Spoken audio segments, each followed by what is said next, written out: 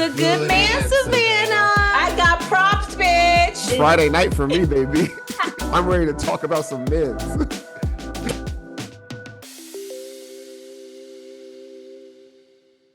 Hi, Blakely. Hello, how are you, boo? How are you? I'm well. I'm so glad we're doing a little kiki, even though it's international because you're in Paris. I'm still wee baguette in Paris for another week until I have to return to. Yeah, Do you want to come back? no, girl, no. It's a mess, y'all.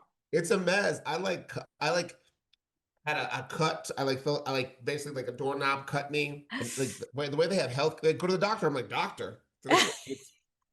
But in America, a doctor means debt. Here, they're like, oh, you go and they help you. I'm so jealous, but you know what? I'm glad we're linking up because we're both obsessed with hot men. Yes. We're both obsessed with doing deep dives and over intellectualizing pop culture. I have all the opinions about Bad Bunny and its halftime show, which I thought was absolutely brilliant, Brilliant. amazing, made me emotional.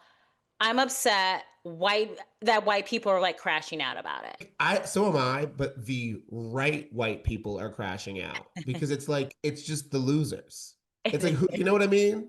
It's not we're not out here, we're not seeing like, I don't know, Matt Damon crashing out over the bad, even though that man is Boston as hell. We're seeing Yeah. like Kid Rock or Yes. Jill Zarin, people that are just thirsty succubi of culture. Yeah, I'm just like, if you're wearing jorts, I really cannot take you as an authority on what American culture is. I will say I love how, the Super Bowl halftime show, the Bad Bunny Bowl, like brought everyone together. It's very joyful, positive messaging, but it made me so horny. I was like, this guy is making me so pregnant right now through my fucking 4K TV.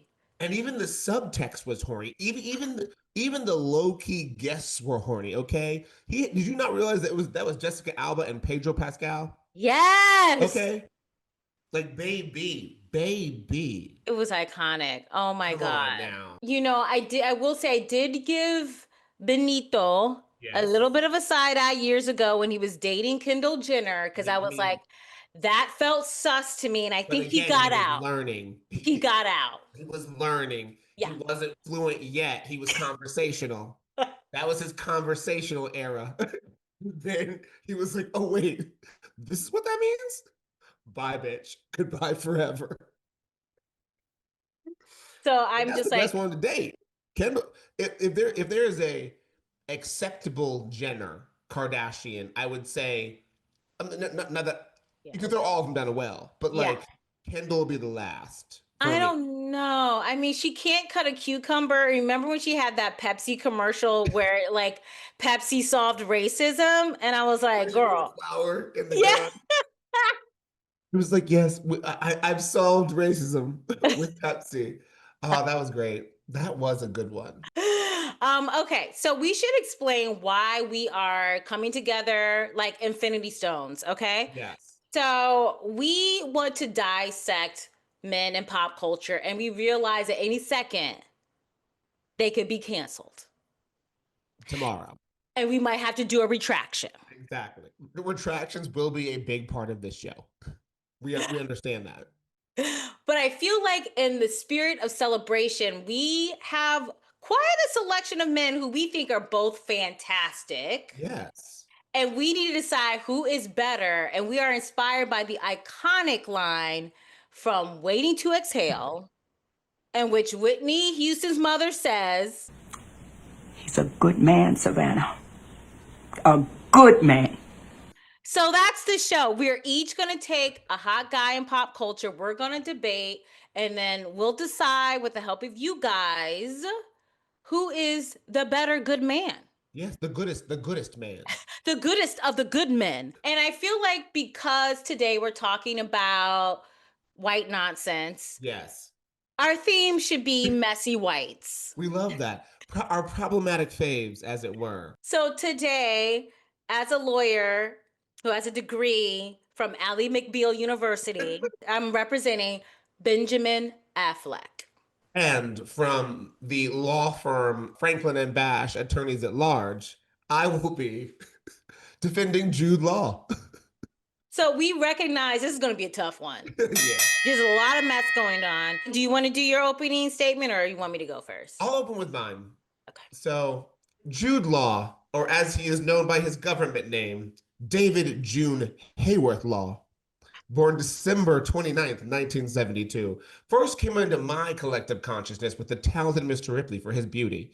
And the problem with Jude Law, and what I will defend him for his forthcoming messiness throughout his existence, is that he was simply too pretty. He was born in a world built for him. If you look up Jude Law 20s, this man was too pretty to exist in our universe. So his forthcoming mess, whether it be infidelity, improper film choices, Sky Captain in the World of Tomorrow of it all, etc., etc., you know, he's doing it. He's out here trying. That's all we can ask. He's out here trying. He hasn't backed a Republican candidate to date, and that is great. So, Jude, you are my dude for now. Okay, Counselor Thornton, that was a great opening statement. I would like to present my opening statement since we're using full government names. Benjamin Gaza Affleck, okay? He is the good man. Let me just tell you, first of all, he is an Oscar winner. Oh, okay. Okay?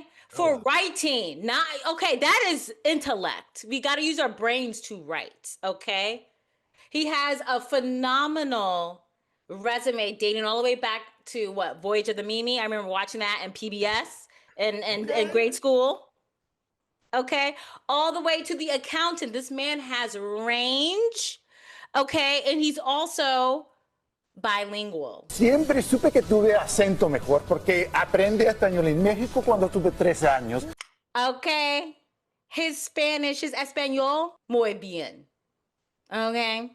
And finally, in my closing of the opening statement, he is a down to earth gentleman, which is hard to find. A rich, white, down to earth man who drinks Dunkin' Donuts. Okay. And told his kid he wasn't buying him expensive shoes. Rich and frugal. This man has range.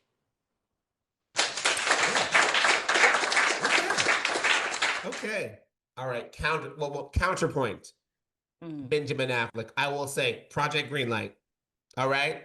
We're going with that's right. You knew it was there. As a Black woman, you had to know it was there because I'm gonna call out when Benjamin Affleck and Matt Damon reignited Project Greenlight, a project where you were supposed to basically hoist unknown filmmakers into the stratosphere. They picked one white man who was kind of a little asshole, and his executive producer was a Black woman who was often right and often challenged by everyone on set, to the point where one of the Farrelly brothers, who I have never forgiven to this point, cussed her out and quit said green light. He blacklighted Project Greenlight. He red lighted the green light like it was Squid Games.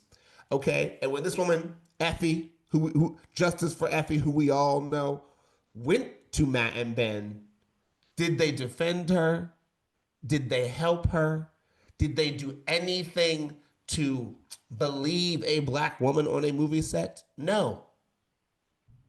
No, they did not. They defended the person who had never made a film before and hasn't since, because the movie he created was bad.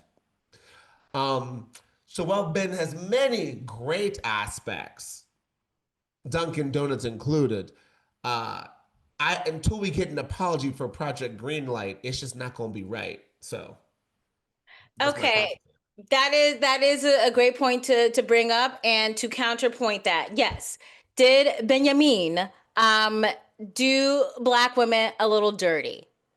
Yes. See, however, he loves the Latinas. Okay.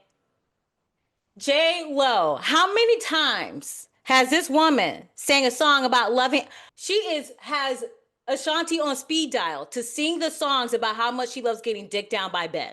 True. Facts. I mean, Ja Rule has a career because of how much she loves getting dicked down by Ben Affleck. yes, I mean, he has expert sex game because she keeps spinning the block. You remember that picture of her holding Matt Damon's hand in prayer? And you knew they were talking about how dusty Ben was being, and yet And she with yeah, him. She with and him. yeah. And so I feel like, you know, deep down, he knows his destiny is to end up with a Latina. Oh, he must. Yeah. And I love that for him. I love that for him, for the Latina population who wants to, you know, deal with a man who, you know, has some emotional highs and lows, but who respects their culture, who will be supportive. He was always supportive of J Lo. Yes. So I think that that makes him a good man because he doesn't fetishize women of color. He genuinely has an appreciation for them, I believe. But does that cancel out the effie of it all? I think it doesn't cancel it out, but I think it's just like, you know, people contain multitudes.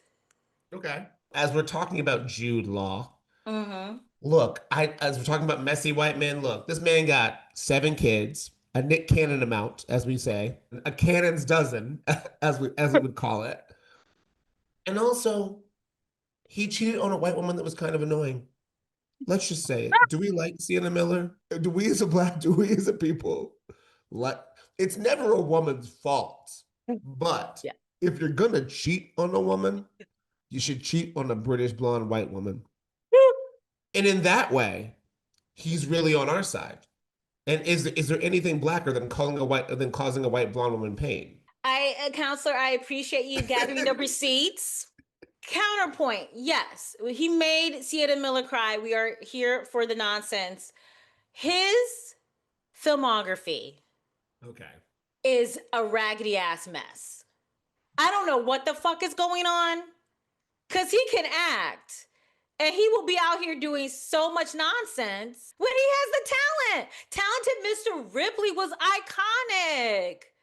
It was. Okay, It was. amazing. Then he does Alfie. We don't need that remake. We don't need a remake of a Michael Caine movie. I'm supposed to believe he's banging Susan Sarandon. What in the hell was the casting all about? I mean, the fact that you can fix both your mouth and your weave to come for Jude Law's filmography in a world where Geely and Jersey Girl exist is truly beyond me. Okay, reindeer games. Okay, reindeer games. There's a reason Ben Affleck won his Oscar for writing, girl. It's because the acting choices ain't been there all the time. And you know what? He was an alcoholic for much of that. Those choices weren't being made in the best state of mind. But in a world where reindeer games, Geely, and Jersey Girl exist, we are not gonna come for Jude Law's filmography because maybe it was more than it should have been. But you know what? It wasn't Ben. It wasn't Ben's. Okay, listen, is his filmography a little chaotic? Of course. Ben lives for the chaos, he lives for the mess, and it informs his art. Okay, he makes great movies like The Accountant, like Argo. Okay, because there's a tornado swirling around and he makes sense of it. And also, okay, if we're going to talk about blonde white women, the way that he had Gwyneth Paltrow's back lets you know that he was a good boyfriend because Harvey Weinstein was on some fuck shit and he was like, not my girl. And I appreciate that. To counteract that, I anticipated this. Mm-hmm. Brad Pitt was actually the one that stopped Harvey Weinstein. We looked it up. That was in the Brad Pitt era, baby. So Brad did the dirty work for that one. Oh, I thought it was Ben. Brad had to say something. Ben, Brad what had were to you get up in doing, there. Ben? Brad had to get up in there. Ben got the post Brad, post Harvey, all that. But yeah, Brad had to say I'll beat the shit out of you. You know what? This is like when a lawyer, like in a movie, when you see a lawyer, there's like a new piece of evidence the lawyer didn't know about. Benjamin, Ben what you Hameen. mean? Where you been, Ben Hameen?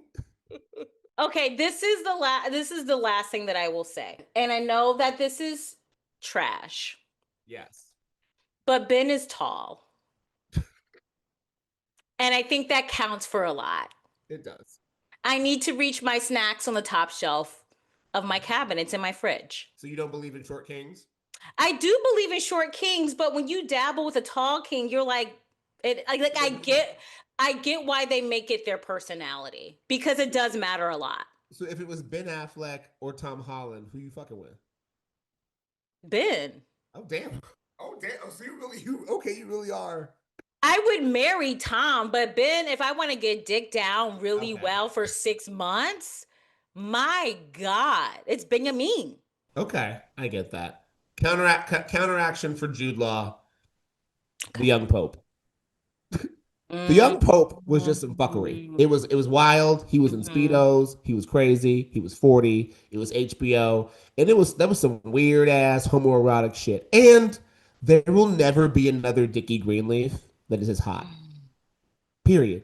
Point blank. Period. We've tried it a couple times. Whoever that boy was in that Andrew Scott one, I was like, nobody cares. This man has bad acne. Who is this man? I no. Dickie Greenleaf forever, yesterday, today, and tomorrow. If we're gonna kill somebody over homoerotic feelings, it's Dickie Greenleaf, and being pretty is as important as being tall. And Jude Law is very pretty, He is very pretty. very very pretty. He's very pretty. Okay, I'm going to bring it to my closing argument. Why Ben is the goodest of the good men, of the messy men. Yes. He is a multi-hyphenate. He is a writer, an actor, a producer. And in these days when guys are like, I'm a DJ / creative director / and I'm like, bitch, none of these are real jobs for you, honey. So I feel like Ben is always ahead of the curve, mostly on the right side of history. His talents will carry him into the nursing home. Yes. And has he messed up before? Sure. Who hasn't fucked their nanny? I think that's the real question. Yes. So I'm going to say that he has made his mistakes, but I think his good points outweigh the bad moments. And, when he has that Boston accent, I know Boston is full of racism, but when he has the Boston accent, I get a little wet sometimes. Drip, drip, drip, drip, drip, drip. Into my closing argument. All right. Well, for Jude Law, 1, British accent. British accent. Counteracts a lot. It counteracts stupidity, a lot of actions. 2, he only hurts white women. And in this day and age, that's really important. All right. If you're going to be messy, if you're going to hurt somebody, hurt a white girl. Because they're pretty horrible overall. Minus Sarah Paulson. Don't really fuck with them. Okay. 3, gorgeous. Gorgeous, gorgeous gowns. We love it. I like it. I love it. I want some more of it. All right. 4, he made the better movie with Matt Damon. Talented Mr. Ripley is better than Good Will Hunting. They are equal. There is no... Talented Mr. Ripley. Philip Seymour Hoffman. Gwyneth Paltrow. Look at the cast. Robin Williams, Stellan Skarsgård. Robin Williams in his monologue about his wife and the movie, tears. You felt nothing? Anyway, Jude Law, yesterday, today, and tomorrow. Sky Captain of tomorrow, to be clear. Okay, so those are the closing arguments. Wow. That was when we have to judge who we think won. This is a tough one. We will obviously we're going to open it up to the viewers and listeners, but on the count of 3. Yes. 1, 2, 3. I said you won. Yeah. Yes, America first. But yeah, Ben won.